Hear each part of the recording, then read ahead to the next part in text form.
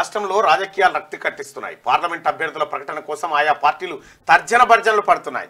MP ticket ఆశించే అభ్యర్థి ఏ పార్టీడో ఎలక్షన్ల కోసం ఎన్ని కోట్లు ఖర్చు చేస్తాడు, అతని కులమేంది, గోత్రమేంది, ఇప్పటి వరకు ఏ పార్టీలో ఉన్నాడు, ఎన్ని స్కాములు చేశాడు అనే క్వాలిఫికేషన్లు వెతుకుతున్నారు. పార్టీ ఫిరాయింపులు, బంధు ప్రీతిదారులకు రెడ్ కార్పెట్ పరిచి పార్టీ టికెట్లు కేటాయిస్తున్నారు. సామాన్యుడు రాజకీయాల్లో రాణించే పరిస్థితులు కనిపించడం లేదు.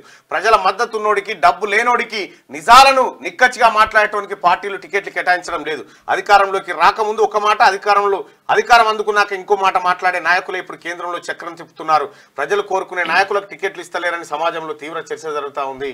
అన్ని పార్టీలు అదే పంచాయతీ.